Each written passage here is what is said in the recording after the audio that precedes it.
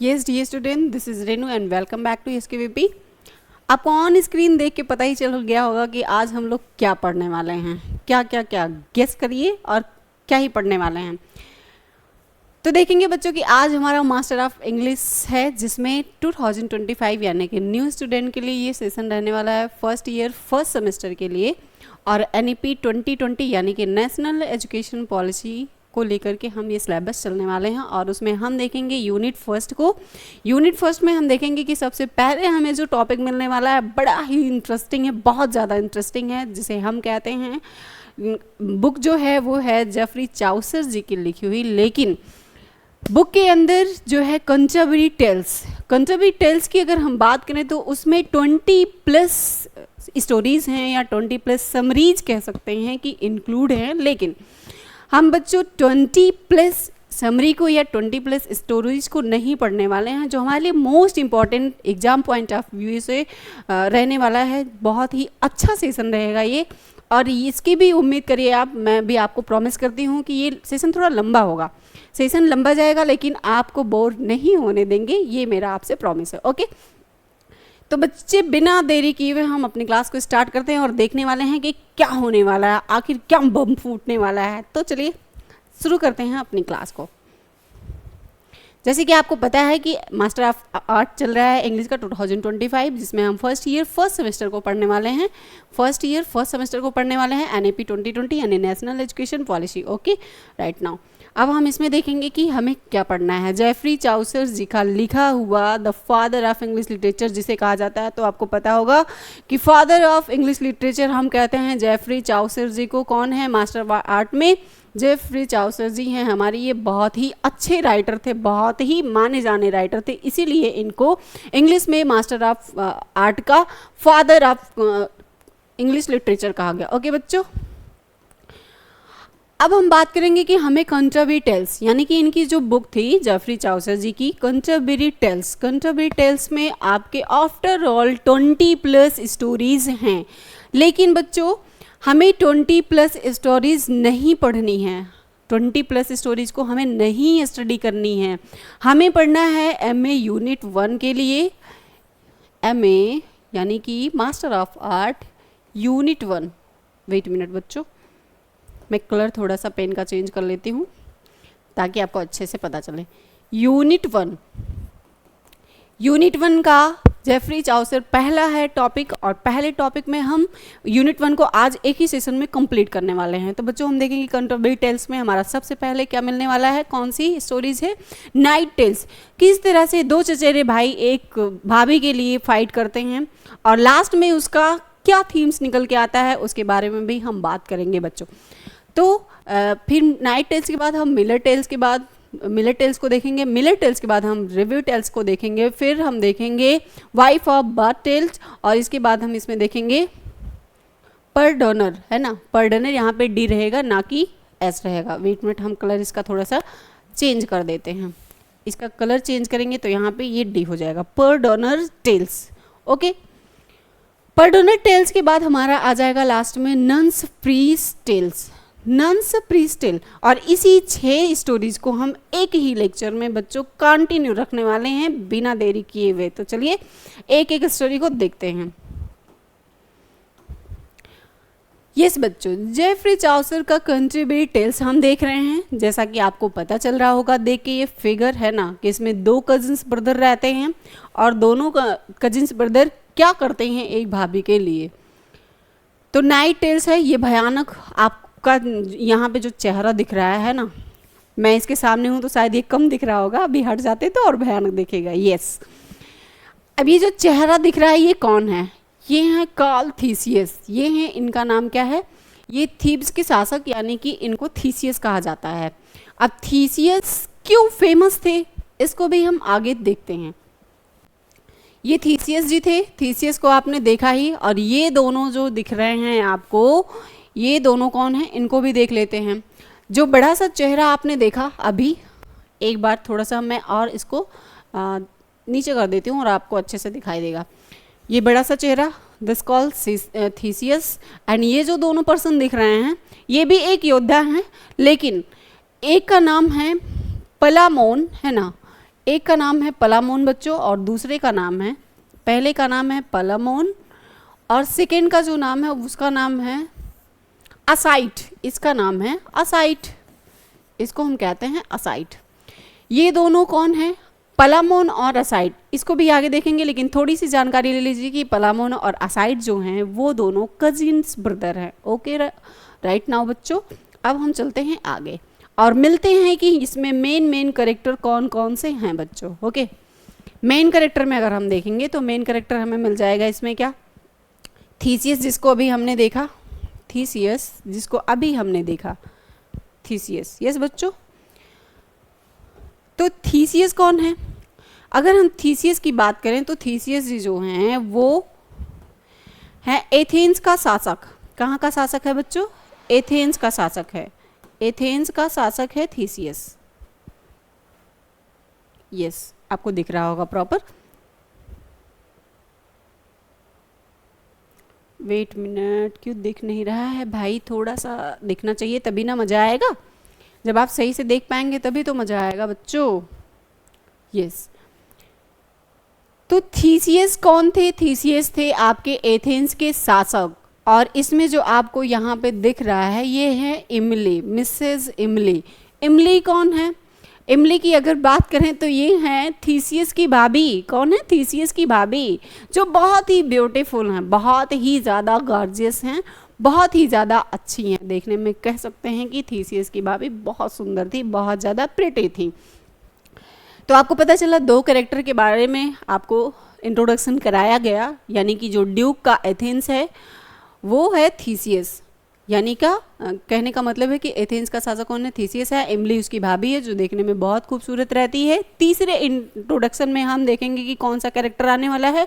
पलामोन। पलामोन, और चौथे में असाइट मिलेगा। पलामोन कौन है? पलामोन की अगर हम बात करें तो वो थीब्स का एक कैदी योद्धा रहता है। और अगर हम असाइट की बात करें तो वो पलामोन का रहता है चचेरा भाई, यानी कि कजिन ब्रदर, कजिन ब्रदर। ये दोनों क्या हैं? ये दोनों एक योद्धा रहते हैं बच्चों, ये दोनों एक योद्धा रहते हैं। और ये दोनों यानी कि पलामोन और असाइट, अगर हम पलामोन और असाइट की बात करें, असाइट, तो ये दोनों कौन है? कजिन्स ब्रदर हैं बच्चों, cousins brother, cousins brother. Yes, cousins brother हैं, यानी कि ये दोनों चचेरे भाई हैं। अब हम आगे चलते हैं और देखते हैं कि इंट्रोडक्शन ऑफ थीसियस, यानी कि थीसियस का इंट्रोडक्शन हम किस तरह से करेंगे। थीसियस के इंट्रोडक्शन में हम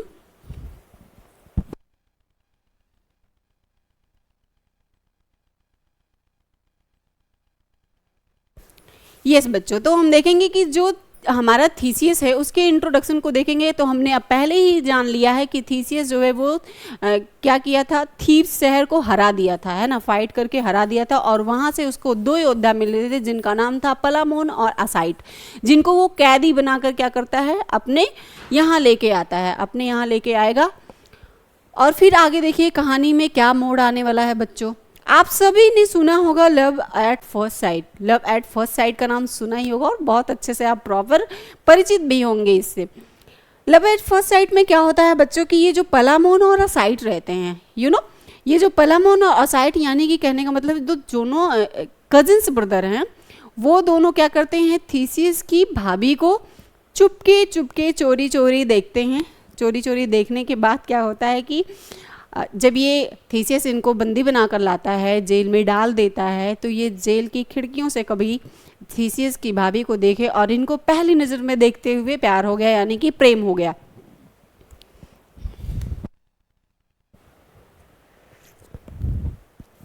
इनको प्रेम हो जाता है बच्चों और ये पहली नज़र में देख के क्या करते हैं? प्रेम कर लेते हैं। जैसा कि पता है, from their present window with the knight see Emily and fall in love with her, यानी कि जो पलामोन है और जो असाइट है वो थीसियस की भाभी को पहली बार जेल के अंदर से देखते हैं और वो क्या होते हैं? उसके प्यार में गिर जाते हैं, यानी कि उसके प्यार में पड़ जाते हैं, है ना, और उससे पहली नज़र में प्रेम कर बैठते हैं। अब इसकी बिगनिंग जो होती है वो क्या होती है? बिगनिंग किस तरह से स्टार्ट होती है? तो देखेंगे कह रहा है कि their love turns into jealousy and rivalry even though they are cousins, यानी कि दो भाई इतने अच्छे दोस्त हैं, इतने अच्छे भाई हैं, लेकिन प्रेम एक ऐसी चीज़ है कि दोनों के बीच में दुश्मनी पैदा कर देती है, दोनों के बीच में जलन पैदा कर देती है, दोनों एक दूसरे से जलने लग जाते हैं, है ना बच्चों। दोनों एक दूसरे क्या करने लग जाते हैं, जलने लग जाते हैं। और जब इन दोनों का आपस में बनता नहीं है, यानी कि थोड़ी सी आपसी में अनबन हो जाती है, दुश्मनी हो जाती है, दोनों एक दूसरे को पसंद नहीं करते हैं। क्यों नहीं पसंद करते हैं, तो पता है आपको कि थीसियस की भाभी की वजह से नहीं पसंद करते, क्योंकि वो इतनी खूबसूरत लेडी थी, इतनी खूबसूरत लेडी थी कि उसको देख कर ही दोनों लव एट फर्स्ट साइड में पड़ गए। और वो कहता है कि मुझे पसंद है, दूसरा वाला कहता है कि मुझे पसंद है। पलामोन और असाइड में क्या युद्ध होने वाला है उसको देखते हैं और जानने का प्रयास करते हैं।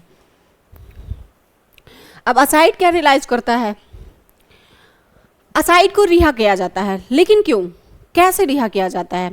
जब ये बातें जेल के कुछ रहते हैं, चौकीदार पहरेदार जो भी रहते होंगे, है ना, गेट कीपर्स जो भी रहते होंगे, जेल में रहते ही हैं, उनके द्वारा थीसियस को बताया जाता है कि थीसियस जी ये दोनों भाई आपस में फाइट कर रहे हैं। क्यों फाइट कर रहे हैं, तो थीसियस को बताया गया कि ये जो हैं वो इमली जी के प्रेम में पड़ गए हैं, और वो कहता है कि मुझे पसंद है, यानी कि पलामोन कहता है मुझे पसंद है, असाइड कहता है मुझे पसंद है। तो थीसियस क्या डिसीजन लेता है, थीसियस कहता है कि पलामोन को अंदर रख के असाइड को रिहा कर देना चाहिए, और लास्ट में यही होता है कि असाइड को रिहा कर दिया जाता है ना। असाइड इज फ्रीड, यानी कि उसको रिहा कर दिया जाता है। लेकिन जब उसे एथेंस से निकाल दिया जाता है तो वो पलामोन जेल में ही रहता है। कौन, जब असाइड निकल जाएगा, यानी कि इसका जब कजिन ब्रदर निकल जाएगा असाइड, तो कौन बचेगा बच्चों, पलामोन बचेगा, जायज़ सी बात है। जब एथेंस से निकालता है तो कहता है, ये जो असाइड रहता है वो कहता है कि थीसियस से कि मैं बहुत मतलब युद्ध में तो हार ही गया हूँ, बहुत ज़्यादा मुझे नीड है जॉब की, है ना, और मुझे अपने घर पे रख लीजिए, मुझे अपने महल में काम करने का अवसर दीजिए। तो फिर थीसियस को थोड़ा सा दया आ जाता है। दया आने के बाद वो क्या करता है, असाइड को अपने महल में काम पे रख लेता है, किसके, इमली की सेवा के लिए। ये देखो लक, इसको कहते हैं लक। ये पहले से ही इमली को पसंद करता था, है ना, इमली को ये पहले से पसंद करता था। पलामोन भी करता था, लेकिन पलामोन तो जेल के अंदर है, वो कुछ कर नहीं सकता।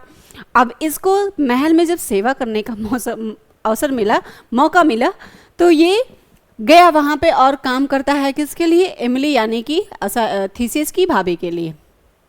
अब स्केप्स क्या होते हैं, यानी कि पलामोन के जो स्केप्स हैं वो किस तरह हैं। कह रहा है कि Palamon escapes from prison, he find Arcite and they agree to divorce for Emily. यानी कि पलामोन अब क्या करता है, जान जाता है कि असाइड गया है थीसियस के घर पे। वहाँ पे जाने के बाद में जब वो उसके घर पे जाता है, घर पे जाने के बाद में देखता है कि असाइड जो है वो थीसियस के घर पे वर्क कर रहा होता है। अब ये जेल से भागने की कोशिश करता है, पलामोन जेल से भाग जाता है। Okay alright. और असाइड को क्या करता है, पलामोन ढूंढता है। ढूंढने के बाद दोनों इमली के लिए, दोनों कजिन्स ब्रदर रहते हैं और बहुत अच्छे मतलब फ्रेंड्स भी रहते हैं, ब्रदर भी रहते हैं, दोनों बहुत अच्छे दोस्त रहते हैं। दोनों आपस में एक सुंदर भाभी के लिए फाइट करने लग जाते हैं। पलामोन भी फाइट करता है और असाइड भी फाइट करता है। ओके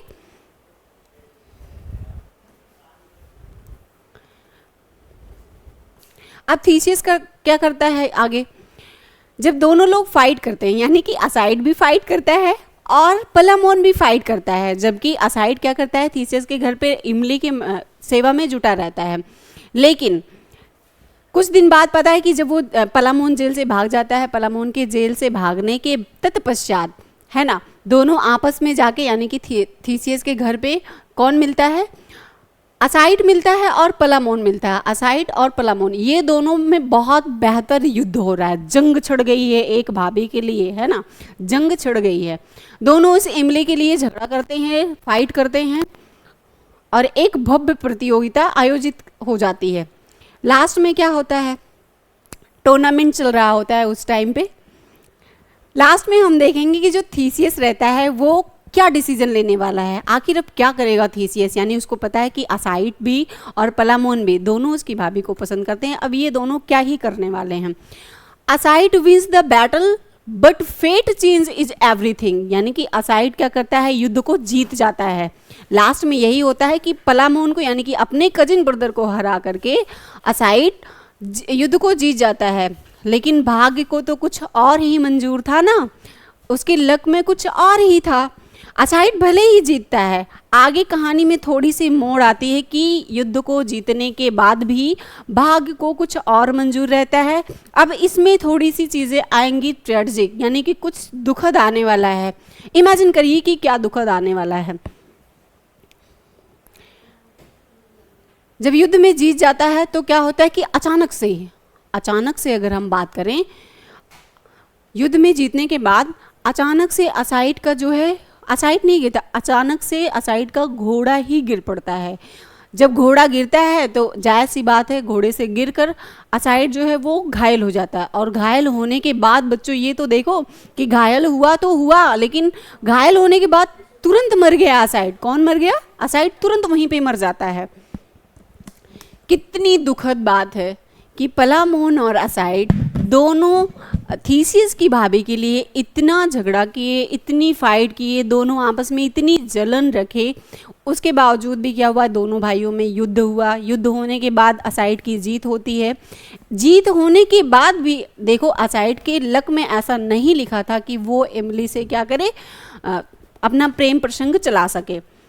नहीं चला उसका प्रेम प्रसंग जब नहीं चला बच्चों, तो लास्ट में होता है कि जब इतनी खुशी हो जाती है उसके मन में, वो अपने घोड़े की रफ्तार को बहुत तेज करता है और अचानक से घोड़ा गिरता है, जिस कारण से वो घायल हो जाता है। घायल होने के बाद असाइड जो है वो मर जाता है। फाइनल एंडिंग अगर इसकी हम बात करें बच्चों, तो ये बहुत दुखद होती है, बहुत ही दुखद, यानी कि ट्रेजिकल एंडिंग होती है इसकी।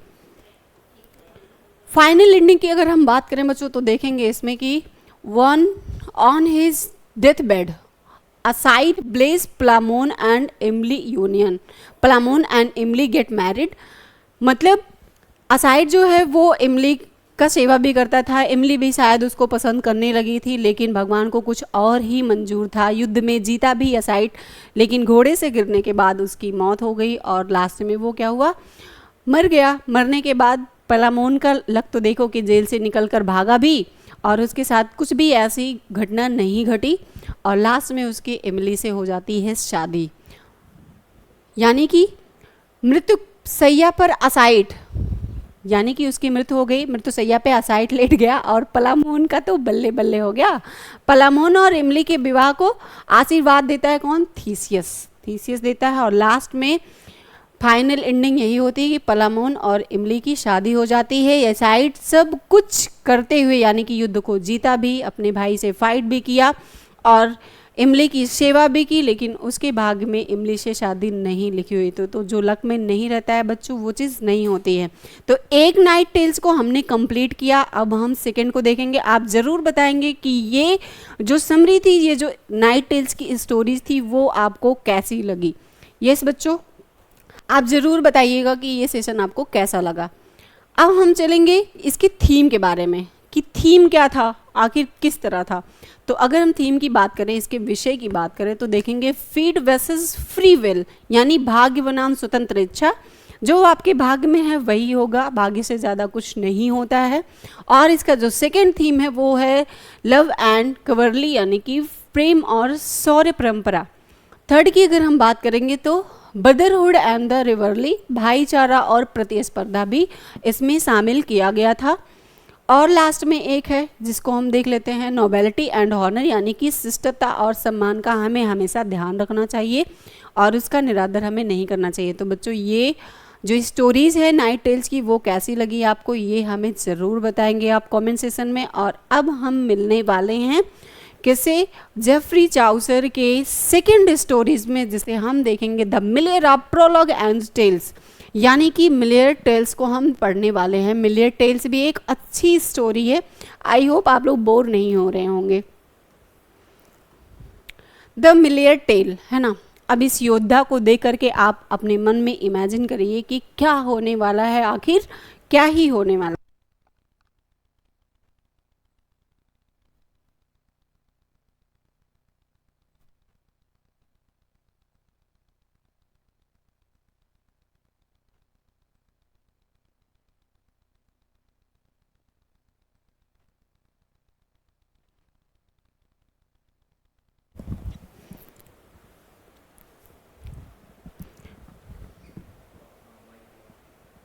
हम्म।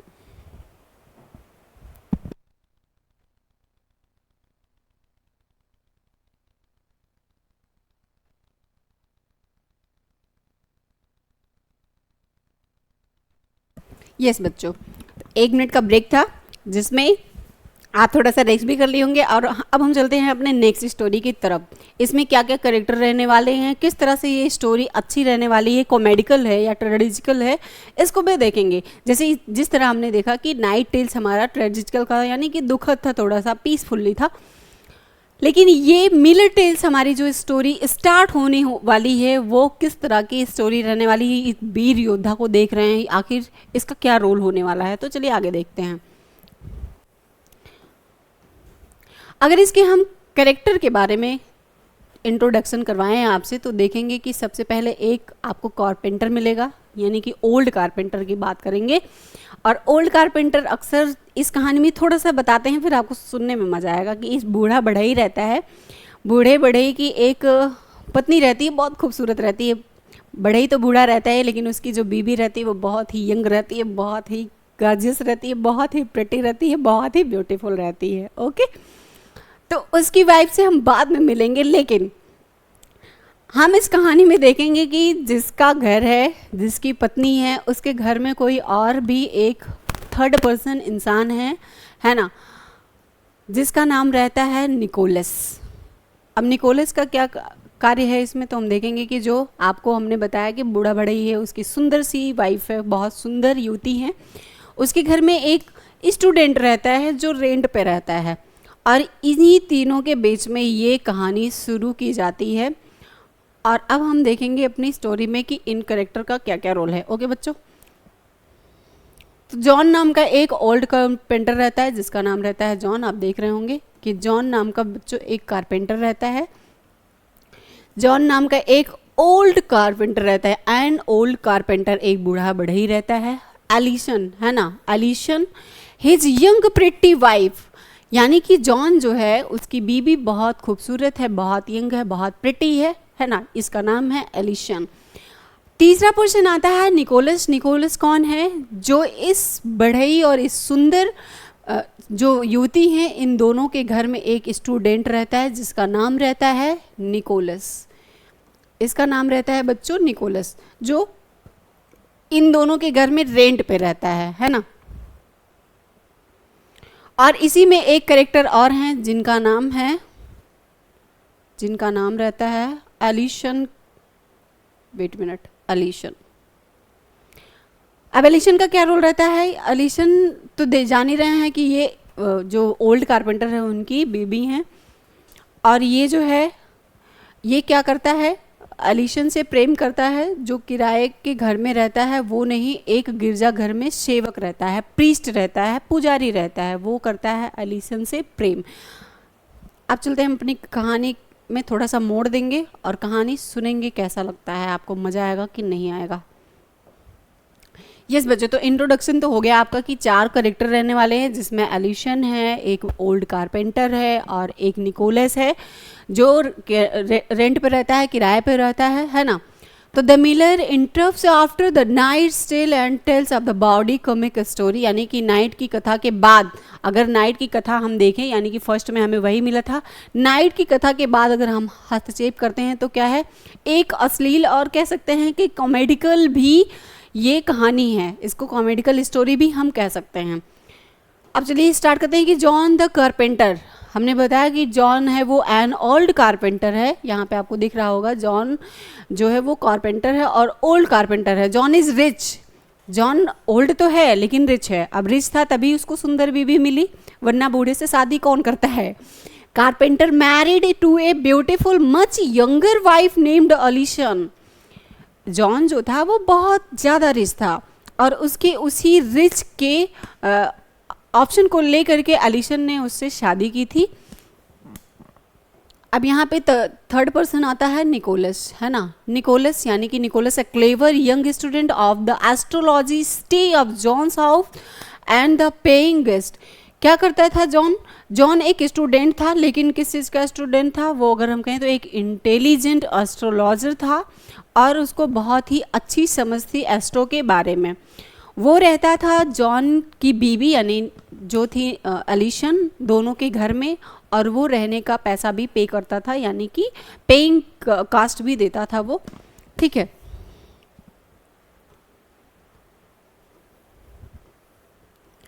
आगे चलेंगे तो हम देखेंगे कि निकोलस का क्या रोल था इसमें बच्चों। निकोलस और एलिशन चुपचाप जॉन को धोखा देते हैं।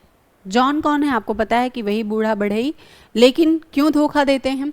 Nicholas and Alison start a secret love affair behind John back. John के बिना जानकारी के निकोलस और ये जो एलिसन थी, ये दोनों चुपचाप एक दूसरे को प्रेम करते थे और अपना प्रेम संबंध शुरू भी कर दिए थे ये लोग। उसके बाद में आगे क्या होता है बच्चों?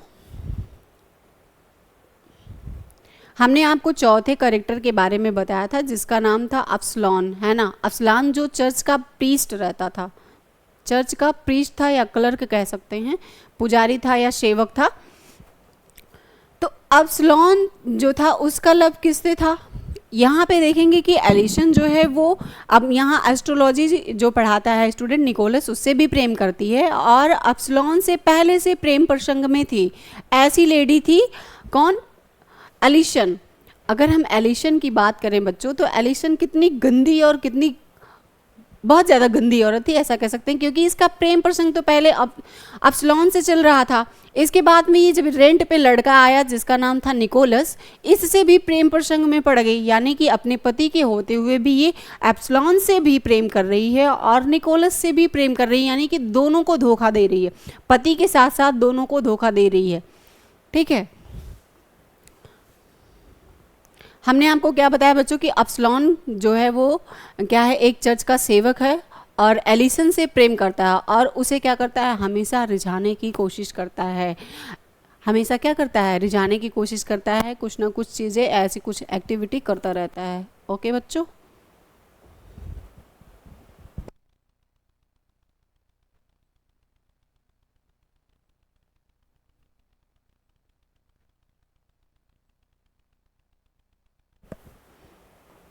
तो बच्चों आपको क्या पता चला कि जो अब्सलॉन था वो भी एलिशन से प्रेम करता था, जो निकोलस है वो भी एलिशन से प्रेम करता है, और एलिशन भी दोनों के प्रेम को देखो अपनाती है या ठुकराती है, ये बाद में पता चलेगा। अब निकोलस का ट्रिक क्या है? रहता तो उसी के घर में है, एलिशन के घर में ही रहता है निकोलस, लेकिन उसका बूढ़ा पति जो रहता है यानी कि जो ओल्ड कारपेंटर रहता है, उसके होते हुए निकोलस की कोई भी चतुराई नहीं चल पाती थी, वो एलिसन के साथ मदद नहीं कर पाता था।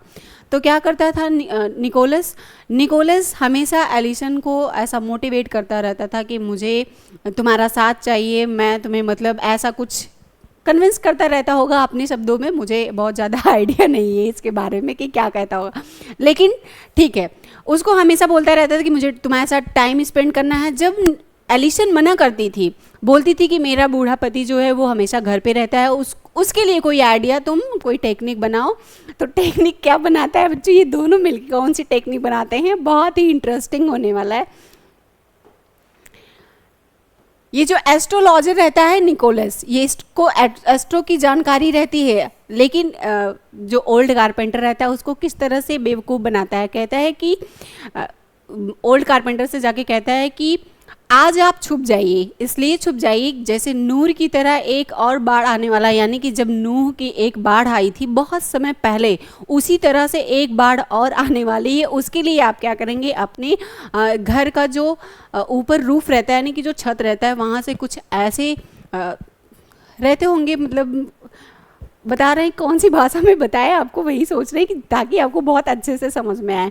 यानी कि कुछ टोकरी टाइप का, एक टोकरी बना लो, उसके ऊपर कुछ ऐसे छतरी टाइप का, फिर दूसरी टोकरी बनाओ, उसके ऊपर छतरी टाइप का, इस तरह से तुम नूह की बाढ़ से बच सकते हो।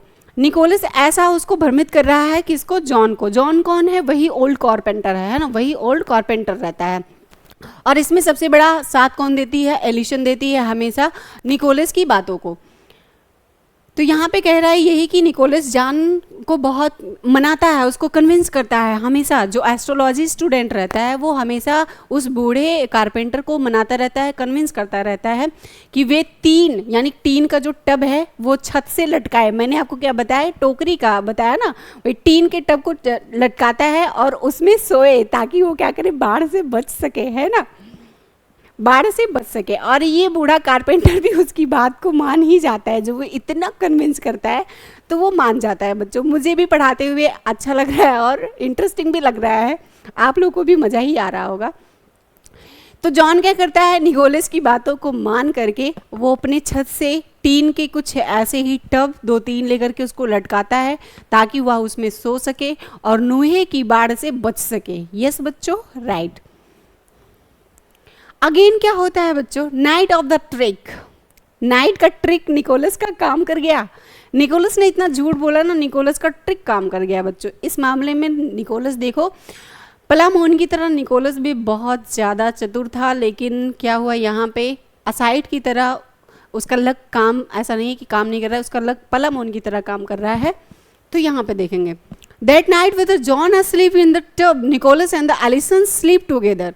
उस रात में क्या होता है कि जब जॉन अपने छत से जो बनाया था टब टीन का, उसमें सो रहा था और ये निकोलस जो है वो एलिसन के साथ टाइम स्पेंड कर रहा था। ओके बच्चे, टाइम स्पेंड करते हैं दोनों और लास्ट में क्या होता है बच्चों, टाइम स्पेंड करने के बाद अचानक से अब्सलॉन आ जाता है।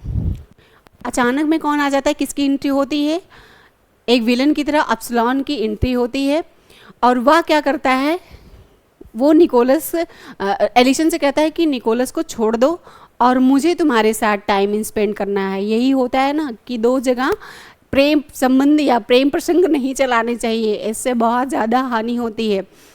हुआ यूँ कि निकोलस ने इतना कन्विंस किया जॉन को इतना कन्विंस किया कि तुम नूह की बाढ़ से कैसे बच सकते हो, बाढ़ आने वाली है, उसके लिए छत पे टीन के टब बनवाता है, उसमें उसको सोने के लिए भेज देता है। लेकिन मौके पर चौका कोई और मारता है। कौन मारता है, अब्सलॉन मारता है ना।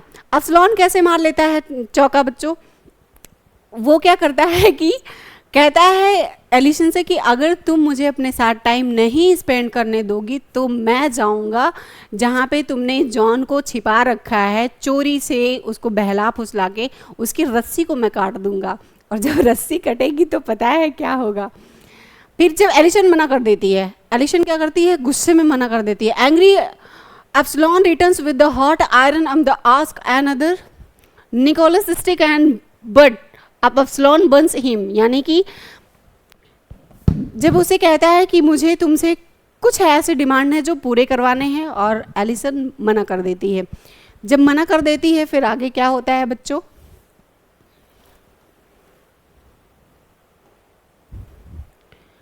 होता यूँ है कि अब्सलॉन जो है उसे कहता है कि तुम मेरे प्रेम प्रसंग में पड़ जाओ वरना मैं निकोलस को क्या है जला दूंगा, है ना। एक गरम सरिया करके कहता है मैं उसको जला दूंगा।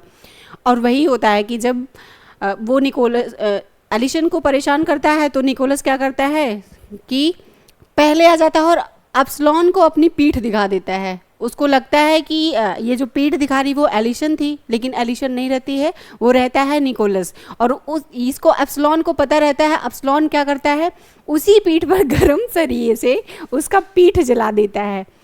सोचो प्रेम प्रसंग में क्या क्या चल रहा है कि एक एलिसन के लिए अब्सलॉन और निकोलस दोनों परेशान हैं। निकोलस ने इतना तामझाम किया उसके साथ टाइम स्पेंड करने के लिए, लेकिन ऐसा पॉसिबल नहीं था बच्चों, ये पॉसिबिलिटी नहीं थी।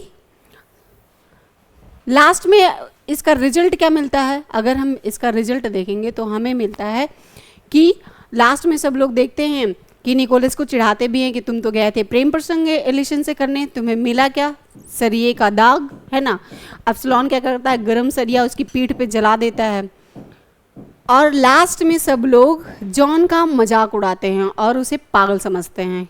क्यों पागल समझते हैं, क्योंकि वो जो है वो निकोलस की बातों में आ गया था कि नूह की बाढ़ आ रही है, जबकि ऐसी कोई बाढ़ होती ही नहीं है बच्चों, नूह की कोई बाढ़ नहीं होती है। सब लोग जॉन का यानी कि बूढ़े कारपेंटर का बहुत ज़्यादा मजाक उड़ाते हैं और उसे पागल समझते हैं। और अगर इसके हम थीम की बात करें तो किस तरह से एलिसन ने एप्सिलॉन को भी धोखा दिया और निकोलस को भी धोखा दिया, और किस तरह से वह अपने एक रिच बढ़ई को यानी कि अपने पति को किस तरह से धोखा दे रही थी। तो थीम में इसका विषय यही था कि थीम डिप्रेशन, लस्ट, फूलिशनेस यानी कि धोखा, वासना और मूर्खता भरी ये कहानी थी। इसमें कोई भी मेन फैक्ट या मेन चीज़ें नहीं थी। हास्यपूर्ण था, थोड़ा सा व्यंग्यात्मक भी था, थोड़ा सा टॉन टाइप का भी था। तो ये कहानी कुछ ऐसे ही थी बच्चों।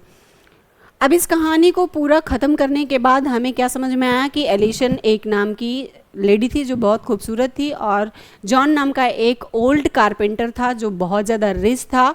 निकोलस नाम का एक एस्ट्रोलॉजर था जो एस्ट्रोलॉजी पढ़ाता भी था और एस्ट्रो की उसे बहुत अच्छी जानकारी भी थी।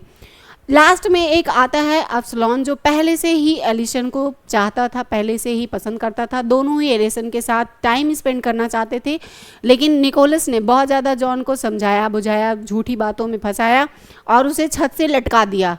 छत से लटकाने के बाद क्या होता है कि एप्सिलॉन की भी एंट्री हो जाती है और वह निकोलस के उसी जगह पे पहुंच जाता है जहाँ पे निकोलस एलिसन के साथ टाइम स्पेंड करता है, और वह एलिसन समझ के उसकी पीठ को क्या करता है, धोखा देने की वजह से उसकी पीठ को जला देता है बच्चों। तो ये जो स्टोरी थी वो थोड़ा कॉमेडिकल थी, थोड़ा टॉन टाइप का था। ये यहीं पे स्टोरी फिनिश होती है।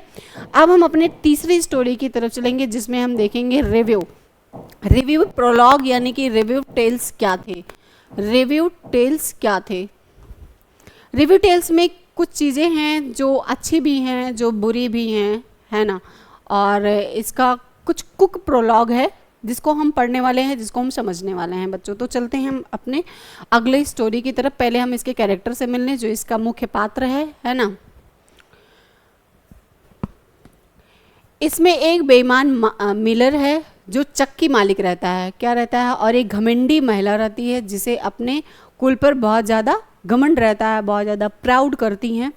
और देखेंगे एक सुंदर और कुंवारी बेटी भी रहती है। इसमें कैम्ब्रिज के 2 चतुर छात्र भी रहते हैं जिनका नाम रहता है जॉन और एलियन।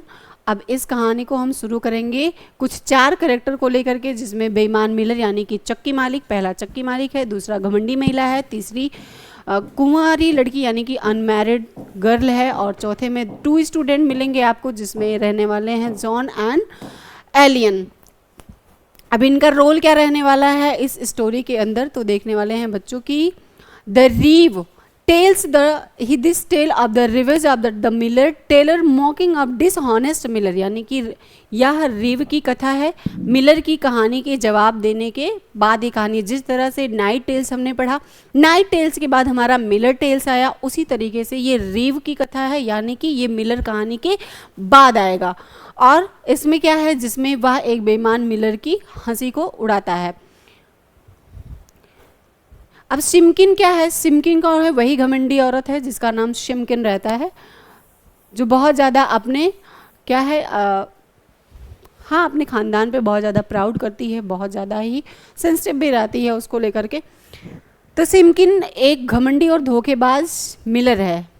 जो मिलर मालिक है यानी कि चक्की का जो मालिक है, ये क्या है, सिमकिन की वाइफ है, जो लोगों से अनाज और आटा का क्या करती है, चुरा लेती है। हमेशा अनाज और आटे को चुराती है, लेकिन ये भी चुराने में थोड़ी मदद कभी कभी करती है। ज़्यादा चुराता है इसका पति जो चक्की मालिक रहता है।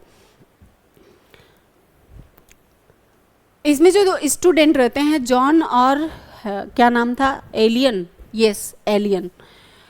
जो 2 Cambridge student John and Aleyn decide the catch Simkin cheating their college, यानी कि कैम्ब्रिज के जो 2 छात्र रहते हैं जॉन और एलन, मिलर की चोरी पकड़ने का क्या करते हैं, निश्चय करते हैं। जब भी चक्की मालिक के पास ये लोग आटा यानी कि गेहूं पिसवाने जाते हैं, आटा लेकर आते हैं तो देखते हैं कि गेहूं ज़्यादा देते हैं, आटा को कम पाते हैं। तो ये लोग एक योजना बनाते हैं, एक प्लानिंग करते हैं, दोनों मिलकर के, दोनों स्टूडेंट जॉन और एलियन जिनका नाम है, वो सोचते हैं कि अब हम क्या करेंगे, मिलर की चोरी को पकड़ेंगे और इसको चोरी को पकड़ने का क्या करेंगे, दोनों आपस में निश्चय करते हैं। अब प्लान किस तरह का क्या रहता है, plan to stay overnight, they go to Simkin house to watch him and stay overnight. ये दोनों क्या करते हैं, सिमकिन के घर जाते हैं, है ना, ये दोनों सिमकिन के घर जाते हैं और वहाँ पे घर जाने के बाद ऐसा नहीं है कि घर गए और तुरंत चले आए, वहाँ पे रुकने की भी योजना बनाते हैं ताकि वो दोनों क्या करें, चक्की मालिक और सिमकिन की चोरी को पकड़ सकें। यस बच्चों, सिमकिन का क्या ट्रिक रहता है उसको भी देखते हैं। सिमकिन चुपके से क्या करता है, उनका जो है घोड़ा, यानी कि जो चक्की मालिक रहता है और 2 स्टूडेंट रहते हैं, उसमें सिमकिन भी उनका साथ देती है और क्या करती है, चुपके से उनके घोड़े को क्या करती है, खोल देती है, जिससे छात्र पूरा दिन उसे ढूंढते रहते हैं। सिमकिन इतनी होशियार थी, ये तो सोचो कि सिमकिन कितनी होशियार थी, घमंडी तो थी, साथ साथ में चालाक भी थी। वो क्या कर दी कि उसको लगा कि ये दोनों दोनों क्या है, दोनों छात्र यानी कि जॉन और एलियन, ये दोनों रुकेंगे घर पे रुकेंगे तो जाहिर सी बात है नाइट भी रुकेंगे। तो दोनों को भगाने के लिए वो क्या करती है, अपने चक्की मालिक का घोड़ा खोल देती है अस्तबल से और दोनों उनको भगा देती है। घोड़े को भगाने के बाद छात्र से बोलती है कि उसको ढूंढ के लाओ, और ये दोनों छात्र जो रहते हैं पूरे दिन घोड़े को ढूंढते रहते हैं। नाइट द मिलर्स हाउस, रात में क्या होता है मिलर्स के हाउस में, उसको हम देखते हैं। रात में मिलर्स के हाउस में क्या होने वाला है। At night everyone sleep in the same room, रात को सभी लोग एक ही कमरे में सोते हैं। ये तो देखो, night at the millers house, millers के हाउस में ऐसा रूल था कि जब भी कोई गेस्ट आएंगे या कोई और बाहर का आदमी आता तो सब लोग एक ही रूम में सोते हैं, क्योंकि बहुत बड़ा चोर था और आटे का चोर था, ये तो सोचो। Alan revenge, Alan goes to the daughter's bed and sleep with her. Alan क्या करता है, रात में जाता है और जो चक्की मालिक रहता है उसके पुत्री, यानी कि हमने कैरेक्टर में बताया था आपको कि एक अनमैरिड गर्ल रहती है जो चक्की मालिक की पुत्री रहती है। तो एलियन क्या करता है, उसकी पुत्री के रूम में जाता है, बेडरूम में, और वहीं पे सो जाता है, उसके साथ में क्या करता है, सो जाता है। जॉन, अब जॉन आगे एंट्री क्या होती है इसमें, जॉन की पत्नी को धोखा देकर दूसरी चारपाई पर लेटाता है और उसके साथ भी सो जाता है। जॉन क्या करता है, एक बार तो इसका एलन जो है वो अनमैरिड लड़की के साथ सोता है, लेकिन जॉन की भी चतुराई देखिए कि ये क्या करता है, जो चक्की मालिक रहता है उसको कहता है, कुछ धोखा दिया होगा, यानी कि कुछ अपनी बातों में बहलाया फुसलाया होगा, और फिर कहता है कि मिलर को कि तुम चारपाई पे सो, हम नीचे सो जाते हैं। कुछ इस तरह की बातें होती हैं उन दोनों में, यानी कि जो चक्की का मालिक रहता है उससे कुछ बातें करता है और उसकी बीवी को कहता है कि आप नीचे सोइए। जब वो नीचे सोती है तो वो जॉन भी उसके साथ नीचे सोने का प्रयास करता है और वहीं पे सो जाता है। अब मॉर्निंग फाइट में क्या आता है बच्चों, कि जो सिमकिन रहती, यानी कि जो चक्की मालिक की वाइफ रहती है जिसका नाम सिमकिन रहता है, सिमकिन को जब यह सच्चाई मतलब पता चलती है और वह सच्चाई को पकड़ती है। कौन सी सच्चाई का पता लगाती है बच्चों, की एलन जो है वो उसके अनमैरिड लड़की के साथ रात में जाके सोता है, स्लीप करता है, और जो जॉन है वो मिलर को समझा के बहला फुसला के वो मतलब सिमकिन के साथ ही सो जाता है और झगड़ा लड़ाई यहीं पे शुरू हो जाती है। झगड़े और लड़ाई यहीं पे शुरू हो जाते हैं बच्चों। अब देखेंगे हम कि लास्ट में इसकी जो एंडिंग होती है वो किस तरह से होती है, कि छात्र जो रहते हैं वो सिमकिन को खूब पीटते हैं। सोते किस वजह से, उनका कुछ गलत नहीं रहता है मोटिव, वो बस गए थे पता ही लगाने कि ये लोग कैसे चुराते हैं, अनाज चुराकर क्या करते हैं। छात्र सिमकिन को बहुत पीटते हैं और उसका चुराया हुआ अनाज जितना भी रहता है वो लेकर भाग जाते हैं। तो बच्चों इस कहानी से आपको अभी तक क्या समझ में आया, कि जो 4 कैरेक्टर थे, यानी कि एक चक्की मालिक था, वेट मिनट बच्चों, एक चक्की मालिक है, चक्की मालिक, और उसकी वाइफ कौन है, सिमकिन, उसकी वाइफ है सिमकिन, उनकी एक पुत्री है अनविवाहित यानी अनमैरिड, एक बेटी है अनमैरिड, है ना। ये 3 लोग रहते हैं फैमिली मेंबर में, और 2 स्टूडेंट रहते हैं। यहाँ पे 2 स्टूडेंट रहेंगे, 2 स्टूडेंट। ये दोनों जब जाते हैं चक्की मालिक के पास आटा लेने, यानी कि जब भी जाते हैं तो पता चलता है गेहूं ज़्यादा देते हैं, आटा कम मिलता है, कुछ इस तरह से ये बहुत पीड़ित हो जाते हैं। पीड़ित होने के बाद ये अचानक में एक प्लान बनाते हैं कि हमें अब इस चोरी का पता लगाना ही है कि चक्की मालिक हमारे आटे को क्यों चुरा लेता है। आखिर हम गेहूं ज़्यादा ले जाते हैं और चक्की से आटा हम कम लेकर के आते हैं। तो ये सारी बात हो जाती है। फिर देखते हैं हम कुछ आगे कि हमें लास्ट में एंडिंग क्या मिली। ये दोनों जाते हैं, एक प्लान बनाते हैं कि हमें सिमकिन के घर जाना है, हमें वहाँ पे नाइट बिताना है, लेकिन सिमकिन इतनी घमंडी और इतनी चालाक भी रहती है कि वो चक्की मालिक का घोड़ा छोड़ देती है और दोनों छात्रों को उसके पीछे लगा देती है कि जाओ और घोड़े को खोज कर लाओ। लेकिन वो लोग भी बहुत ज़्यादा पीछे पड़ गए थे, वो घोड़े को लेकर भी आते हैं, रात में सोते भी हैं और मतलब इस चोरी को पकड़ने के लिए वो क्या करते हैं, एलन क्या करता है, उसकी बेटी के साथ जाके सोता है और जो जॉन था वो सिमकिन के साथ सोता है, लेकिन उसको इस बात का एहसास नहीं रहता है। जब सुबह पता चलता है, जब तक पता चलता है सिमकिन को, तब तक हाल कुछ ऐसा रहता है कि वो सारे अनाज को लेकर भाग चुके होते हैं और सिमकिन को रात में पीटते भी बहुत हैं। तो बच्चों, कहानी का थीम यही था, कहानी का थीम कुछ ऐसा था कि टिट फॉर टैट जैसा कहानी है ना, कि चक्की मालिक ने उनका आटा चुराया और इन्होंने बदला लिया, है ना, धोखाधड़ी और धोखेबाजी से कह सकते हैं या जो भी। अगर हम बात कहें कि ये कैसा स्टोरी था, तो सेक्सुअल कॉमेडी पे था, जस्टिस बाय विट पर, यानी कि चतुराई और न्याय से भी जुड़ी हुई ये कहानी थी। अब हम आगे चलेंगे और आगे देखेंगे हमें क्या मिलेगा, द वाइफ ऑफ बेथ, है ना। वाइफ ऑफ बेथ ये भी लिखे थे जेफरी चाउसेस जी का ही स्टोरी है और ये हमारा स्टोरी चल रहा है, स्टोरी नंबर 4। अगर एडिटिंग की बात करेंगे तो इसमें एडिटिंग किए थे पिलर जी, है ना। और अभी इसके हम मेन कैरेक्टर को देख लेते हैं। मेन कैरेक्टर को देखने के पहले हम थोड़ा सा लेंगे ब्रेक।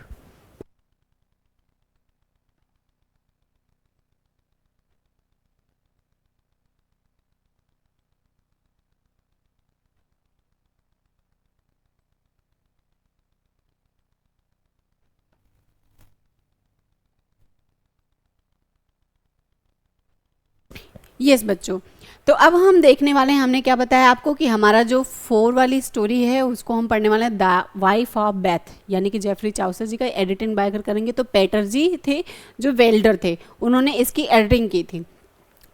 अब इनको देख के आपको पता ही लग रहा होगा कि इस कहानी में क्या रंगबाजी होने वाली है, क्या बेमिसाल चीज़ें जुड़ने वाली हैं। चलिए कहानी को देखते हैं और फिर से हम एंजॉय करते हैं और बीच बीच में बताते भी रहिए कि कहानी आपको कैसी लग रही है ना, कहानी का सार आपको कैसा लग रहा है। मुझे लगता है कि ऐसे ये जो क्लास है मास्टर ऑफ आर्ट के लिए इंग्लिश में, ये शायद पूरे यूट्यूब पे नहीं मिलेगी आपको, आप खोजते रहेंगे और एक ही लेक्चर में तो अनफॉर्चुनेटली नहीं ही है, मैं यही बोलूँगी। मेन कैरेक्टर की अगर हम बात करते हैं बच्चों, तो देखेंगे यहाँ पे कि नाइट यानी कि एक योद्धा रहता है। नाइट मीन्स आपको पता है कि योद्धा, सबसे पहले हम स्टोरी में यही देखे थे। तो नाइट से एक योद्धा रहता है जो a young man who commits a crime and the punished, है ना। द ओल्ड वुमेन, बूढ़ी औरत, gives the knights and the answer needs with a condition. Last में देखेंगे वुमेन ऑफ द कोर्ट, दरबार की महिलाएं, यानी कि आपको 3 कैरेक्टर मिले, पहले में योद्धा, दूसरे में रानी, तीसरे में बूढ़ी औरत, चौथे में दरबार की महिला। तो 4 मिल गए आपको कैरेक्टर। अब इन कैरेक्टर का क्या आगे स्टोरी में भूमिका है, किस तरह से अपनी भूमिका का निर्वहन करते हैं ये लोग, ये भी हम देखेंगे। नाइट्स है, सेकेंड हाफ में आपका क्वीन है, थर्ड में आपका ओल्ड वुमेन है और लास्ट में आपका वुमेन ऑफ द कोर्ट है, यानी कि दरबार की जो महिला रहती हैं वो। अब इनका रोल क्या होने वाला है, इंट्रोडक्शन में हम देखेंगे। The wife of the Bath begin और द टेल ऑफ द क्राइटिसिटिंग of the how women of the विव्ड ऑफ द वेन, यानी कि वाइफ ऑफ द बात जो है वो अपनी कहानी की शुरुआत पुरुषों द्वारा महिलाओं को गलत देखने की आलोचना से करती हैं। यहाँ पे इसका आसार हमें पहले ही मिल गया है कि जो वाइफ ऑफ बथ है, इंग्लिश में बथ बोलते हैं, हिंदी में इसको हम बात कहते हैं। बात अपनी कहानी की शुरुआत पुरुषों द्वारा महिलाओं को गलत देखने, यहाँ पे देखेंगे इसका जो मेन फैक्ट है, गलत देखने की आलोचना करती है। अब द क्राइम क्या है, द क्राइम, एक युवा योद्धा राजा आर्थर के दरबार में युवती के साथ बलात्कार करता है। हाय, ये तो देखो क्राइम इसी को कहते हैं कि a young knight rapes a maiden of the king Arthur's court, यानी कि एक युवा योद्धा रहता है और राजा आर्थर के दरबार में एक युवती के साथ, बताओ, एक राजा के दरबार में जाके वो एक युवती का बलात्कार करता है। ये क्राइम नहीं तो क्या कहेंगे, सुपर क्राइम कह देंगे इसको, सुपर क्राइम। और इस बलात्कार के बाद में इसका पनिशमेंट क्या होता है, तो राजा उसे क्या करेंगे, मृत्युदंड देना चाहते हैं। यहाँ पे भी देखो अपनी इंडिया की तरह ही है कि बलात्कार करने वाले को डायरेक्ट मृत्युदंड नहीं दिया जाता है, वहाँ पे भी सोचने वाली बात आ ही जाती है। लेकिन यहाँ पे भी वही चीज़ें दी हैं कि राजा मृत्युदंड तुरंत नहीं देना चाह रहा है, अभी सोच रहा है, अभी देना चाहता है, लेकिन रानी उसे जीवन दान देने का एक मौका और देती हैं। देखो ये हैं इंडिया के लोग, ऐसे ही होते हैं। तो यहाँ पे देखा आपने कि एक योद्धा राजा अर्थर के दरबार में जाके एक युवती के साथ बलात्कार करता है। यहाँ पे राजा इसे क्या कर रहे हैं, मृत्युदंड देना चाह रहे हैं, लेकिन रानी जो है वो उसे एक बार और जीवन दान का मौका देना चाहती हैं। तो मौका मिल भी जाता है जैसे अपने इंडिया में मिलता है, उसी तरीके से यहाँ पे भी वही चीज़ें हैं। मौका मिल गया, योद्धा को 1 साल का मौका मिलता है, यानी कि the knights are the over year to find out what do women the most desire, यानी कि औरतें सबसे ज़्यादा क्या चाहती हैं, आखिर क्या ही चाहती हैं। योद्धा को 1 साल मिलता है और जानने के लिए कि औरतें सबसे ज़्यादा क्या चाहती हैं। जो योद्धा था जिसको मृत्युदंड देना चाहते थे राजा जी, उसको क्या है, रानी ने कहा कि इसे एक बार जीवन दान देना चाहिए। तो योद्धा क्या करता है, अब एक बार सोचता है कि मतलब मैंने बलात्कार किया, और मैं नहीं, मतलब इस योद्धा की बात कर रही हूँ। योद्धा कहता है कि ये बलात्कार किया और उसको मृत्युदंड भी नहीं मिला, आखिर ये औरतें चाहती क्या हैं, आखिर क्या चाहती हैं, ये ऐसा योद्धा सोच रहा है। Knights journey, he travels everywhere asking women but gets different answer. वह हर जगह जाता है और महिलाओं से पूछता है, लेकिन हर किसी के पास क्या है, जवाब अलग अलग आते हैं। उसको फ्रीडम मिली है 1 साल तक जीवन दान का, तो वो क्या करता है, महिलाओं पर रिसर्च करना शुरू कर दिया है उसने कि मैंने ऐसा किया और इसके बाद मुझे भी जीवन दान मिला, तो मुझे अब ज़रूर पता करना है कि आखिर वुमेन्स चाहती क्या है, वुमेन्स की बेसिक नीड आखिर क्या है, क्या चाहती हैं। और ये ऐसा पता करने के बाद वह हर जगह जाता है, प्रत्येक जगह जाता है और प्रत्येक जगह की प्रत्येक महिला से पूछता है कि आखिर औरतें क्या चाहती हैं, और हर महिला के पास से अलग अलग जवाब आता है, किसी का इक्वल आंसर नहीं आता। ओके बच्चों, अब ओल्ड वुमेन की बात यहाँ पे स्टार्ट होती है। ओल्ड वुमेन, अगली women tells him that correct answer on one condition. उसको ढूंढते ढूंढते एक बूढ़ी औरत मिलती है जो बहुत क्रूप रहती है, बहुत अगली रहती है, बहुत बदसूरत रहती है, लेकिन वही उसको एक सही उत्तर बताती है, लेकिन अपनी एक कंडीशन रखती है, अपनी एक कंडीशन रखती है और बताती है कि मेरी एक शर्त है, तभी मैं आपको सही उत्तर बताऊंगी। किसको बताती है, नाइट्स को, यानी कि एक योद्धा को बताती है। उसका आंसर क्या होता है बच्चों, the correct answer is the women want sovereignty over their husband, यानी कि ओवर देयर हस्बैंड, सही उत्तर। औरतें अपने पतियों पर अधिकार चाहती हैं। Oh my God, how amazing, क्या आंसर दिया है, बहुत खूबसूरती के साथ आंसर दिया है इसने कि women want sovereignty over their husband, यानी कि औरतें अपने पतियों पर पूर्णतः हमेशा अधिकार चाहती हैं।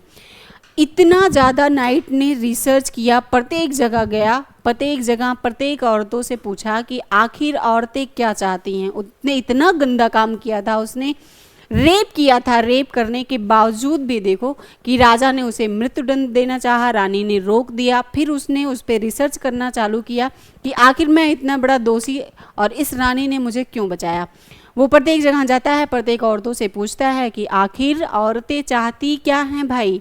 उसको खोजते खोजते एक बूढ़ी लेडी मिलती है और बूढ़ी लेडी का आंसर क्या रहता है, बूढ़ी लेडी कहती है कि मैं बताऊंगी तो, लेकिन मेरी आपसे एक शर्त है। वो अपनी कंडीशन एक रखती है और उसके बाद बताती है कि हर औरत अपने पति पर अधिकार चाहती है। अब इसका थीम्स क्या था बच्चों, इसकी थीम्स थी पावर, है ना, और फीमेल विजडम, यानी कि स्त्री की बुद्धिमत्ता, ट्रांसफॉर्मेशन एंड चॉइस, यानी कि जो परिवर्तन होता है और उसका चुनाव, मैरिज एंड कंट्रोल, है ना, ये सारे इस थीम में हैं। अब हम चलेंगे अपने नेक्स्ट स्टोरी की तरफ, जिसको लिखा है जेफरी चाउसर जी ने ही, और इस स्टोरी का नाम है परडोनर्स टेल्स। परडोनर टेल्स का जो इमेजिनेशन है वो देख करके आपको क्या पता लग रहा होगा कि इस स्टोरी में आखिर क्या होने वाला है। क्या ये ट्रेडिशनल है, क्या ये कॉमेडिकल है, नहीं है, इसको भी देखते हैं है या नहीं। अब इसके मेन कैरेक्टर की अगर हम बात करें, पर डोनर को जानने के पहले हमें क्या देखने को मिला कि जैसे अपने भारत में है कि अगर कोई रेप करता है तो उसको तुरंत मृत्युदंड नहीं दिया जाता है। हमारी गवर्नमेंट भी ऐसी ही है कि सोचने और समझने में बहुत ज़्यादा टाइम लगा देती है। तो ऐसा इस स्टोरी में भी यही हुआ कि जो योद्धा था उसने क्या किया था, एक राजा के महल में जाकर के एक युवती का रेप कर देता है और राजा बेबस हो जाता है सोचने पर कि मुझे इसे मृत्युदंड देना चाहिए कि नहीं देना चाहिए, जबकि ऐसा नहीं होना चाहिए। रेप करने वाले को हमेशा मृत्युदंड ही मिलना चाहिए। मेन करेक्टर क्या होता है बच्चों इसमें? पर डोनर की बात करें, यानी कि हम अपने 5 स्टोरी में चल रहे हैं, एंट्री कर चुके हैं। पर डोनर में हम देखते हैं कि जो हमारा पर डोनर है, यानी कि इंग्लिश में इसको हम पर डोनर पढ़ते हैं और हिंदी में अगर हम करेंगे तो इसे पर डोनर कहते हैं, लेकिन हम इसको पर डोनर ही जानते हैं बच्चों। तो ये करप्ट होता है, यानी कि कुछ करप्शन में ये स्टोरी में जोड़ा गया कि इस स्टोरी में कुछ करप्शन होते हैं। करप्शन की अगर हम बात करें बच्चों तो देखेंगे क्या क्या चीज़ें इसमें मिलने वाली हैं। पर डोनर, एक corrupt who sell fake of religious and the pardoners, इसमें 3 शराबी लड़के भी मिलते हैं। रेटर्स जिसको कहा जाता है, रेटर्स क्या होते हैं? थ्री रेटर्स, यानी कि 3 शराबी लड़के। ओल्ड वोमेन, यानी कि बूढ़ा व्यक्ति। तो पॉर्डनर मिला, फिर 3 शराबी लड़के मिले, एक बूढ़ा व्यक्ति मिला। चौथे करेक्टर में कौन है? कोई नहीं है। इसमें 3 ही करेक्टर हैं बच्चों, इसमें 3 ही करेक्टर हैं ओवरऑल। अब इंट्रोडक्शन की अगर हम बात करें तो देखेंगे कि जो पॉर्डनर है, यानी कि वो स्वीकार करता है। Pardoner begins by the admitting he is the greedy and corrupt yet preached against greed. Pardoner स्वीकार करता है कि वह एक लालची है, वह खुद में भ्रष्ट है। कौन स्वीकार करता है? ये पॉर्डनर स्वीकार करता है, फिर भी लोगों को लोभ के खिलाफ उपदेश देता रहता है। अक्सर ऐसा होता है कि जिसके अंदर बहुत ज़्यादा खामियां होती हैं वो दूसरे को ज्ञान देता ही है, ऐसा होता है। और ऐसा इस स्टोरी में भी है बच्चों कि पॉर्डनर जो है वो खुद तो भ्रष्ट है, पता है उसको, और बहुत ज़्यादा ग्रीडी होता है, बहुत ज़्यादा उसके अंदर लालच रहता है। फिर भी अगर उसके सामने कोई थर्ड पर्सन आता है तो उसे वो लोभ के खिलाफ, यानी कि लालच नहीं करना चाहिए, गलत बात है, ऐसी बातें, ऐसी उपदेश देता है। ये कौन है? पर डोनर की कहानी है बच्चों। तो 3 रीडर्स को हम देखेंगे। 3 रीडर्स यानी कि वही 3 शराबियों की बात हो रही है। तो 3 रीडर्स क्या कहते हैं बच्चों इसमें? 3 रीडर्स को देखेंगे। 3 drunks young men are drinking in a tavern when they hear that had the killed a friend। यानी कि 3 शराबी युवक क्या करते हैं? तीनों यंग रहते हैं, शराब खाने में जाते हैं और वहाँ पे तभी उनको पता चलता है कि मौत के लिए उनको एक मित्र ने क्या किया है? मार डाला है। इसी शराब की वजह से उन्हें पता चलता है कि हम शराब तो पी रहे हैं लेकिन इसी शराब ने क्या किया है? हमारे एक मित्र को मार डाला है। ऐसा तीनों शराबी शराब खाने में शराब पीते हुए और बैठकर सोच ही रहे होते हैं। अचानक they vow to go to and kill death, यानी कि पॉर्डनर अंत में कहता है लोभ सभी बुराइयों की जड़ है। वाओ! उन 3 रेटर्स के बीच में पॉर्डनर भी रहता है और उन लोगों को शिक्षा देता है पॉर्डनर कि लोभ जो है वो बुराइयों की क्या है? जड़ है। लोभ करने से बुराई ऑटोमेटिक अपने अंदर आ ही जाती हैं, ये ह्यूमन नेचर है। ओल्ड मैन की अगर हम बात करें, रास्ते में उन्हें एक बूढ़ा व्यक्ति मिलता है, यानी कि on their way they meet a very old man who tells them death under a tree. रास्ते में एक बूढ़ा व्यक्ति उन्हें मिल जाता है जो कि यह बताता है कि मौत एक पेड़ के क्या है? नीचे है। इन 3 शराबी रहते हैं, आपको पता होगा कि 3 रीडर्स, वेट मिनट, 3 रीडर्स रहते हैं, है ना? 3 रीडर्स रहते हैं, 3 रीडर्स रहते हैं और 3 रीडर्स क्या एक शराब खाने में बैठे रहते हैं। शराब खाने में बैठकर सोचते हैं कि इसी शराब खाने की वजह से, यानी कि शराब पीने की लत से उनका एक मित्र मतलब मर गया है या अपनी आत्मा को खो चुका है, अपनी जो है शरीर से क्या है उसकी आत्मा चली गई है, वो बिना आत्मा के रह गया है। जब आत्मा निकल जाती है तो आपको पता है शरीर खोखली हो जाती है ना?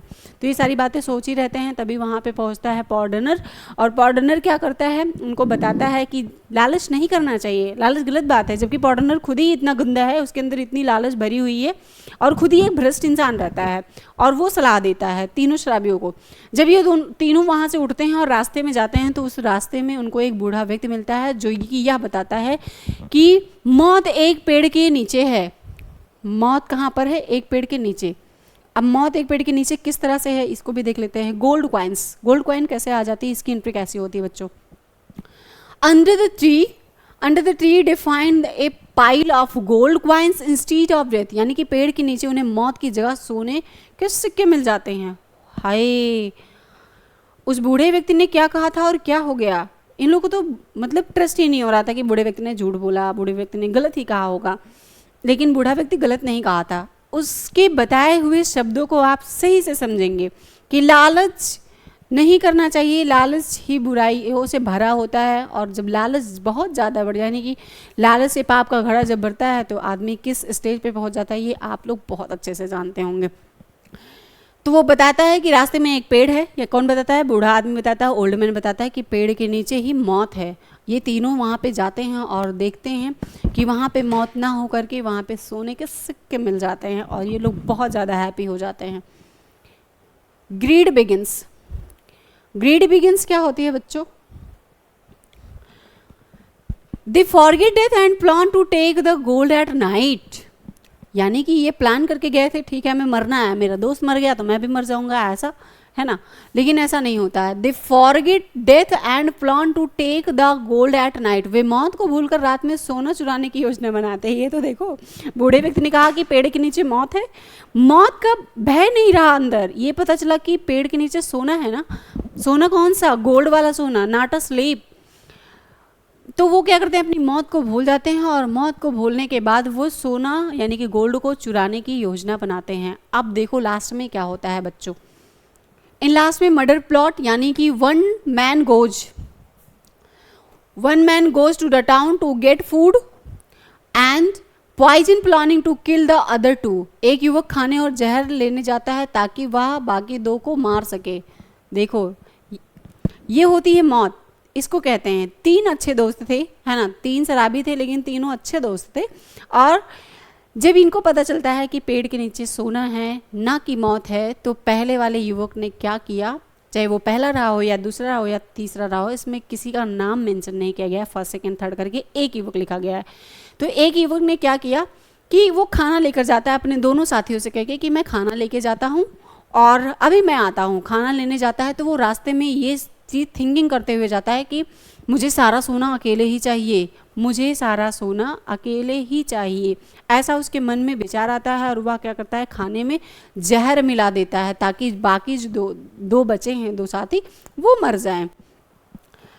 अब अगर पहला पर्सन ऐसा सोच रहा है तो दूसरे तीसरे भी तो सोच ही हो रहे होंगे ना, आफ्टर ऑल। अब देखेंगे यहाँ पे हम आगे क्या होता है, कहानी में थोड़ी सी मोड़ क्या आती है। Meanwhile the other two plan to kill him when he returns। हमने क्या कहा कि अगर पहला ऐसा सोच रहा है तो दूसरे दोनों तो सोचेंगे ही ना। इधर बाकी दोनों युवक क्या है, योजना बनाते हैं कि जो खाना लेने गया है उसको पहुंचते ही मार डालेंगे। पहला युवक तो ऐसा सोच रहा है कि हम खाना लेने जा रहे हैं, उस खाने में ही जहर मिला देंगे ताकि दोनों साफ हो जाएं। और दोनों इधर जो बचे हैं वो पहले के लिए परेशान हैं कि इसको आते ही मार डालेंगे हम। द डेथ, यानी कि he returns with poisoned, wait minute, he returns with the poisoned wine, the two kill him there drink the wine and die too. वह जहर मिला हुआ शराब लाता है। ये तो देखो खाना छोड़ करके, इसमें स्टोरी में क्या आ गया ट्विस्ट कि पता था कि खाना अगर मान लीजिए मैं दोनों के जहर लिए लाता हूँ और दोनों में जहर मिलाता हूँ, मैं नहीं खाऊंगा तो दोनों खाएंगे नहीं क्योंकि अच्छे दोस्त थे।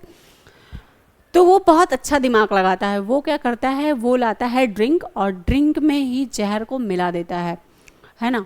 वह जहर मिला हुआ शराब लाता है और दोनों उसे मारते हैं, फिर शराब पीते हैं और खुद भी मर जाते हैं। हाय, बूढ़े व्यक्ति ने क्या कहा था? बूढ़े व्यक्ति ने बच्चों यही कहा था कि पेड़ के नीचे मौत है, और उसी पेड़ के नीचे आफ्टर ऑल यही हुआ कि पहला व्यक्ति जो है वो खाना लेने गया, उसके दिमाग में आया कि हम खाने में दोनों व्यक्तियों के लिए जहर मिला देंगे, और दूसरे दोनों व्यक्ति जो थे वो पहले वाले के लिए सोच रहे थे कि इसको आते ही हम मारेंगे। लास्ट में यही होता है बच्चों की, जैसे वो लेके आता है, खाना तो नहीं लाता लेकिन पीने के लिए ज़रूर कुछ लेके आता है, और जैसे ही पीने के लिए कुछ लाता है उन दोनों को नहीं पता रहता है कि इसमें जहर मिला हुआ है, और वह जहर मिलाकर ही लाता है। दोनों पहुंचते ही पहले पर्सन को मार देते हैं, कि जो पहला व्यक्ति रहता है उसको मार देते हैं, और तब शराब पीते हैं कि हमें सारा पैसा मिल जाएगा, सारा हमें गोल्ड मिल जाएगा। और गोल्ड के चक्कर में पता चलता है पहले को मार ही दिए, दोनों शराब पीते हैं और दोनों ही मर जाते हैं। इसका मोरल क्या है? The pardoner ends by the saying greed root and all evil, यानी कि हमें लालच नहीं करना चाहिए। वे शपथ लेते हैं कि वे जाकर मौत को डालेंगे। मौत को डालना मीन्स वही कि हमें लालच नहीं करना चाहिए। अगर आप लालच नहीं करेंगे तो मौत से आफ्टर ऑल बचे ही रहेंगे, है ना। लालच बहुत बुरी बला है, आपने बहुत बचपन में ही पढ़ा होगा। तो इसका थीम जो था उसको हम देख लेंगे कि थीम इसका क्या क्या था बच्चों। इसके अगर हम थीम की बात करें तो ग्रीड, अवराइज यानी कि लोभ, अर्नी ऑफ द हाइपरसिटी यानी कि विरोधाभास, और इसमें डेप्थ एंड फेट यानी मृत्यु और भाग्य के ऊपर ये डिपेंड है। मोरल करप्शन यानी नैतिक भ्रष्टता के लिए ये बात की गई थी। ये स्टोरी आपको कैसी लगी बच्चों, तो आप ज़रूर बताएंगे। अब हम जेफरी चाउसर का लिखा हुआ एक लास्ट स्टोरी आपके लिए प्रस्तुत करने वाले हैं, और इमेजिन करिए क्या रहने वाला है, नन्स प्रेस। आखिर क्या है नन्स प्रेस? हमने देखते ही देखते 5 स्टोरी को कंप्लीट कर लिया है बच्चों, है ना। मास्टर आर्ट का जो है स्टोरी यानी कि यूनिट 1 का ये लास्ट स्टोरी चल रहा है, और हमारा यूनिट 1 फाइनली कंप्लीट होने वाला है। तो ये बहुत अच्छी बात है, क्लैप करिए आप सभी। तो हम देखेंगे कि लास्ट हमारा जो है नन्स प्रीस्ट यानी कि प्रोलॉग ऑफ एंड टेल। अगर हम बात करें नन्स प्रीस्ट टेल्स की बात, इसमें लास्ट है। तो इसमें देखिए क्या कहानी रहने वाला है, क्या क्या करेक्टर रहने वाले हैं। अगर मेन करेक्टर की बात करें तो देखेंगे बच्चों इसमें चांटिक्लियर मिलता है। एक चांटिक्लियर नाम का एक समझदार और घमंडी मुर्गा कह सकते हैं, ऐसा ही था। तो चांटिक्लियर रहता है इसमें एक, जिसका रोल है, एक है पर्टेलोट, दूसरा है पर्टेलोट मीन्स उसकी पहले जो चांटिक्लियर है एक घमंडी और समझदार मुर्गा रहता है। पर्टेलोट सुंदर और चतुर मुर्गी है यानी कि हस्बैंड वाइफ है इन एनिमल। द फॉक्स यानी कि लोमड़ी है, क्लेवर एनिमल, एंड ट्रिक्स काउंटरलेक्स एक चालाक जानवर। लोमड़ी को आप पता है कि एक चालाक जानवर ही होती है। तो करेक्टर से आप परिचित हो ही गए होंगे बच्चों। करेक्टर इसमें भी जैसे आपके 5वें समरी में देखा आपने 3 करेक्टर थे, इसमें भी 3 ही करेक्टर हैं, जिसको हम काउंटर लीर यानी कि चांटिक्लियर कहते हैं। चांटिक्लियर अगर हम कहेंगे तो चांटिक्लियर क्या था, एक समझदार यानी कि प्राउड भी करता था और इंटेलिजेंट भी था। पर्टेलोट की बात करेंगे तो वो बहुत ब्यूटीफुल थी। वो कोई लेडी नहीं है, वह एक एनिमल है यानी कि जो ही हैन है उसकी सी हैन है। ओके, ही सी हैन आप समझ रहे होंगे मैं क्या कहना चाह रही हूँ। ही हैन होता है मुर्गा जिसे कॉक कहते हैं, लेकिन उसको हम जब देखेंगे तो ही हैन ही कहते हैं हम। और जब उसका फीमेल करते हैं तो मुर्गी नहीं लिखा जाता, उसको हम इन इंग्लिश कहते हैं सी हैन। ओके, तो पर्टेलोट यानी पर्टेलोट एक सुंदर मुर्गी है और इसमें एक चालाक लोमड़ी भी रहती है। इन तीनों पे ये कहानी टिकी हुई है। अब कहानी को हम देखते हैं। इंट्रोडक्शन अगर हम करवाएंगे तो The nun's priest tells a mock's heroic tale set a poor widow form। Nun एक पुजारी है जो मजाकिया है, वीरगाथा सुनाता है जो एक गरीब विधवा के खेत में घटित हो रही है। इसमें नंस का क्या रोल है? नंस जी एक पुजारी हैं जो बहुत मजाकिया टाइप के हैं, बहुत ज़्यादा मजाक करते हैं लोगों से और वीर गाथा सुनाते हैं। लेकिन अभी वो क्या घटना सुना रहे हैं? वो एक गरीब विधवा के खेत में घटित हो रही घटना को सुना रहे हैं। किस तरह से घटना को सुना रहे हैं बच्चों, तो देखेंगे। Widow's farm a poor widow lives with her 2 daughter and hers a rooster named Chanticleer, है ना, वही जो मुर्गा था। एक गरीब विधवा थी, अपनी 2 बेटियों और एक चांटिक्लियर के साथ रहती थी। एक गरीब विधवा थी जो अपनी 2 बेटियों के साथ रहती थी और अपने एक मुर्गे के साथ रहती थी, जिस मुर्गे का नाम था चांटिक्लियर। और चांटिक्लियर की वाइफ यानी कि जो सी हैन है वो बड़ी खूबसूरत रहती है। चांटिक्लियर का जो ड्रीम रहता है वो क्या रहता है बच्चों कि one night Chanticleer dreams of a fox trying to kill him. एक रात चांटिक्लियर सपना दिखता है कि एक लोमड़ी उसे मारने की कोशिश कर रही है। यानी कि जो एक विधवा औरत है जो अपनी 2 बेटियों के साथ रहती है और उसके पास एक चांटिक्लियर का नाम का एक मुर्गा रहता है। और वो मुर्गा क्या करता है, अचानक एक रात सोता है और सोने के बाद वह देखता है कि उसे एक लोमड़ी मारने की कोशिश कर रही है। पर्टेलॉट कौन है? पर्टेलॉट को आप जानते होंगे, परिचित होंगे कि जो चांटिक्लियर है उसकी वाइफ यानी कि ब्यूटीफुल मुर्गी है, सुंदर मुर्गी है, वही है।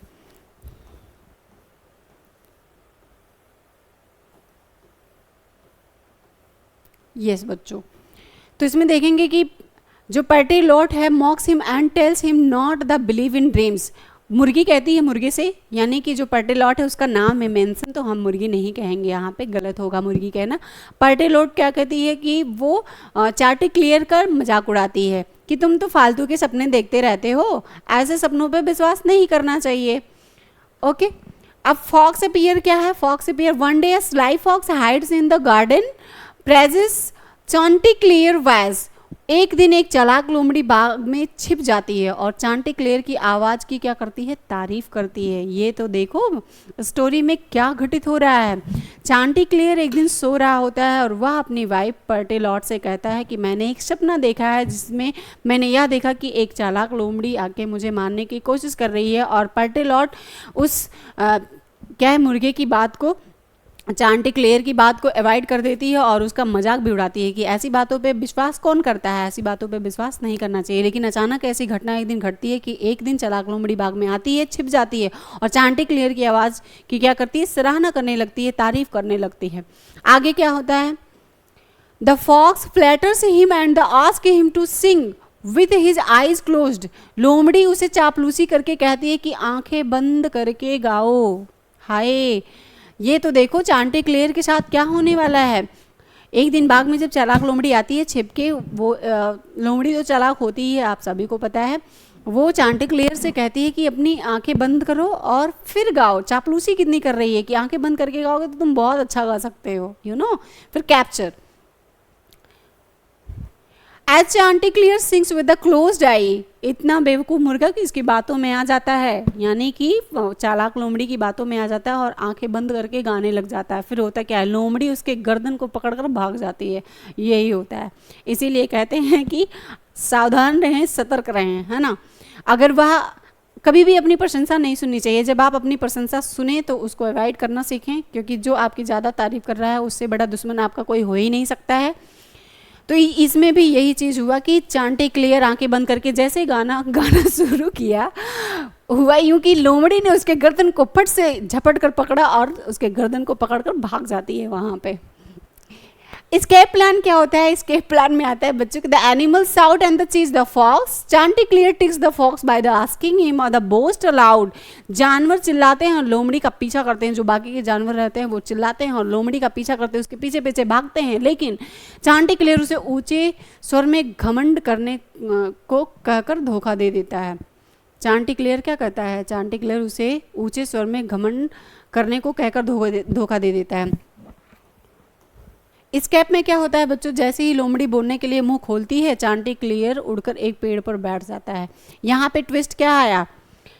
यहाँ पे ट्विस्ट ये आता है कि जिस तरह से लोमड़ी ने चांटिक्लेयर से अपना चालाकी दिखाया था, सेम उसी तरह एज अ टीज इसने भी क्या किया? चांटिक्लेयर ने भी कहा कि उसे, मतलब तुम्हारा स्वर जो है वो बहुत बढ़िया है। अब गर्दन भले पकड़ा लेकिन वो बोल तो सकता है ना, कुछ अपनी भाषा में, अपनी लैंग्वेज में कहा होगा।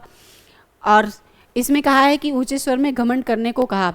उसने कहा कि अगर तुम में घमंड है ना, जैसा अक्सर होता है बच्चे कहते हैं कि अगर तुम में दम है ना, उसी तरीके से चांटिक्लेयर ने फॉक्स से कहा कि अगर तुम में घमंड है तो तुम मुझे छोड़कर तो दिखाओ। अब ये जो चालाक लोमड़ी रहती है वो झांसे में आ जाती है चांटिक्लेयर के, और जैसे ही झांसे में आती है अपना मुंह खोलती है, और जैसे ही उसका मुंह खुलता है, यानी कि जो चालाक लोमड़ी रहती है उसका मुंह जैसे खुलता है, मुर्गा यानी कि चांटिक्लेयर फट से उड़कर एक पेड़ पर जो है वो जाके बैठ जाता है। यहाँ पे दोनों की चतुराई काम की, लेकिन एक का बुरे के लिए चतुराई दिखाना और एक अच्छे पर्सन के लिए चतुराई दिखाना, दोनों में डिफरेंस है।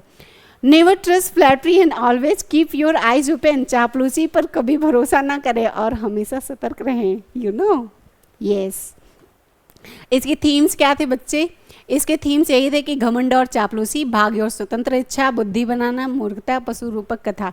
ये कथा कैसी थी? ये कथा थी पशु रूपक कथा, यानी कि अगर हम कहें कि विजडम वर्सेस फुलिशनेस, जिस तरह से बुद्धि बनाम मूर्खता, यानी कि जिस तरह से चतुराई की थी लोमड़ी ने, सेम उसी तरीके से अगर हम बात करें बच्चों, तो सेम उसी तरीके से ही चांटिक्लेयर ने भी अपना साहस दिखाया, अपनी बुद्धिमानी का प्रयोग किया और चालाक लोमड़ी से बच निकला।